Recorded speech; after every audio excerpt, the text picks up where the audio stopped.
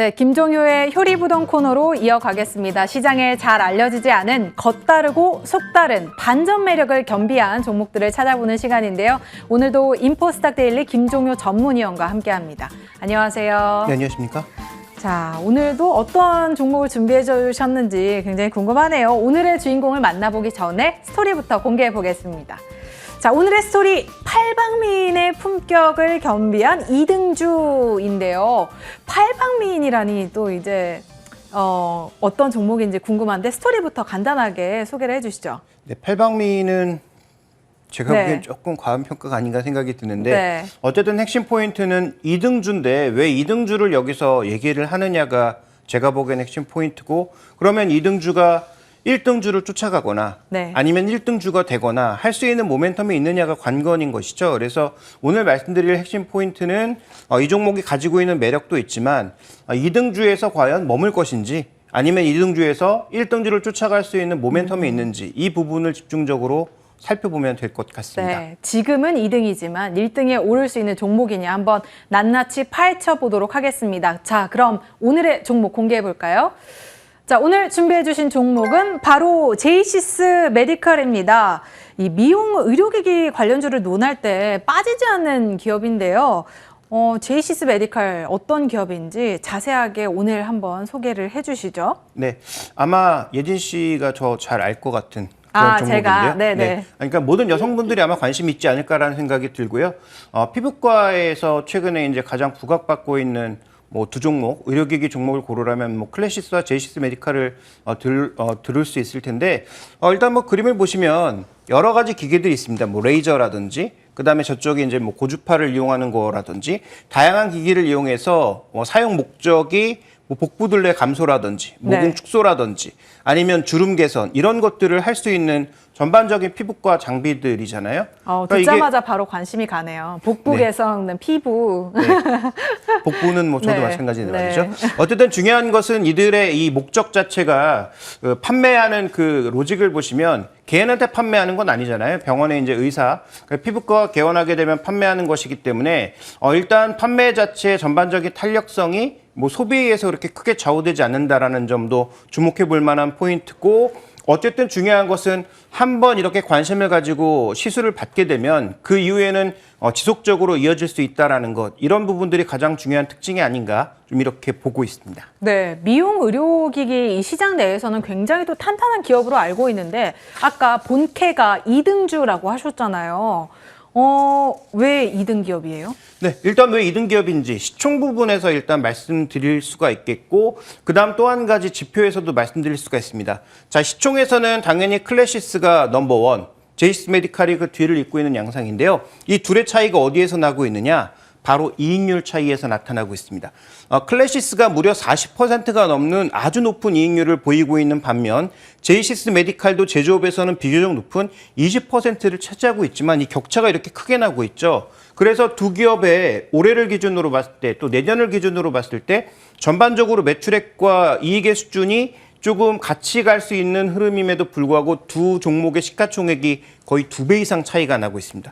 결국은 제이시스 메디칼이 이익률을 이렇게 올릴 수 있다면 그러면 향후도 업그레이드 될 수 있는 뭔가 요소가 발현된다는 것이죠. 그래서 오늘 살펴볼 핵심 포인트는 이 격차를 줄일 수 있느냐, 이 부분을 잘 살펴보시면 좋을 것 같습니다. 네.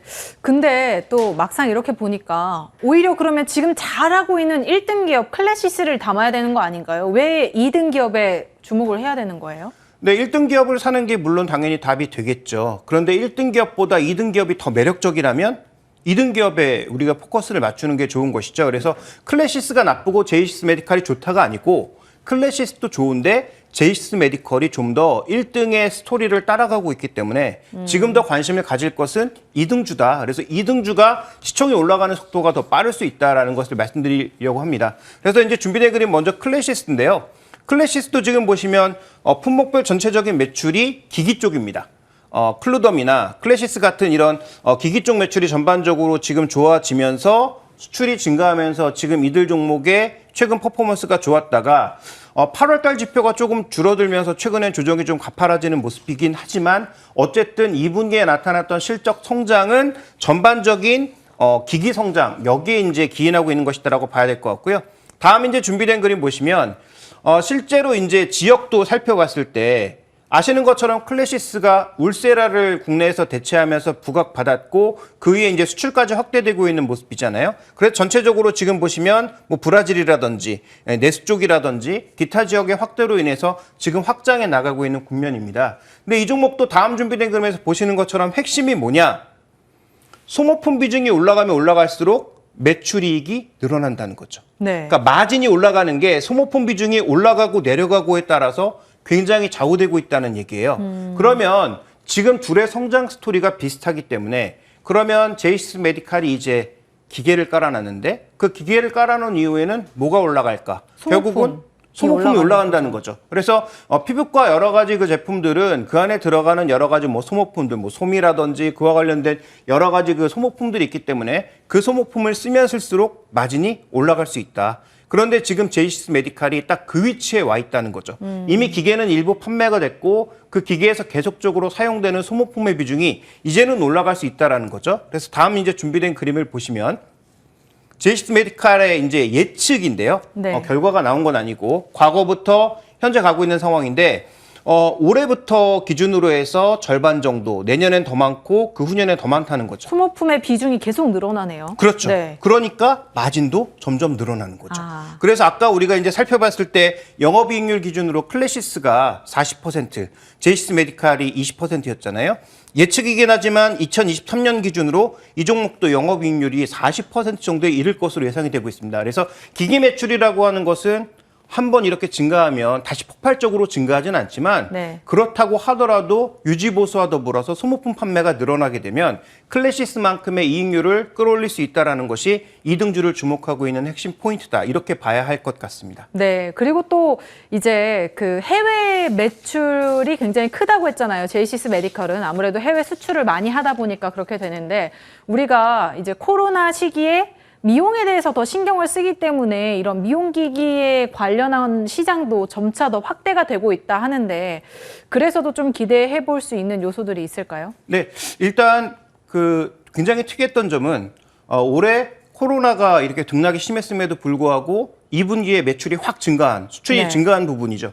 그 준비된 그림 보시면 실제로 미용 의료기기 수출액이 시간이 가면 갈수록 증가하는 그런 모습을 보였습니다. 네. 그런데 8월달 지표는 살짝 또 꼬리를 마는 그런 형태로 나타나고 있어요. 그래서 YOY로 비교해보면 늘었는데 M2M으로 보면 줄어드는 그런 양상을 보였기 때문에 이 미용 의료기기 수출액 자체가 줄어들면서 최근에 오히려 조정을 받고 있는 그런 모습이 나타나고 있지만 이 트렌드는 변하지 않는다. 아까 말씀드렸다시피 지역별로도 지금 쉽게 바뀌지 않을 것 같고요. 그래서 말씀하셨잖아요. 지금 코로나 때문에 사람들이 오히려 미용 쪽에 돈을 더 많이 써서 그렇죠. 기기가 이럴 수출이 때. 네. 늘었는데 네. 이게 한 번 사용하고 사용을 안 하는 그런 상황이냐? 그렇지 않다라는 거죠. 뭐 방금 예진 앵커도 말씀하셨지만 한 번 이용해 보신 분은 다시 이용하고 싶은 그 네. 정도의 효과를 보기 때문에 결국은 지역이 넓어지고 기계가 많이 팔린 그 상황에서 매출이 쉽사리 꺾이지 않는다. 그래서 지금 코로나 델타 변이가 확산되면서 일정 부분 부담이 있지만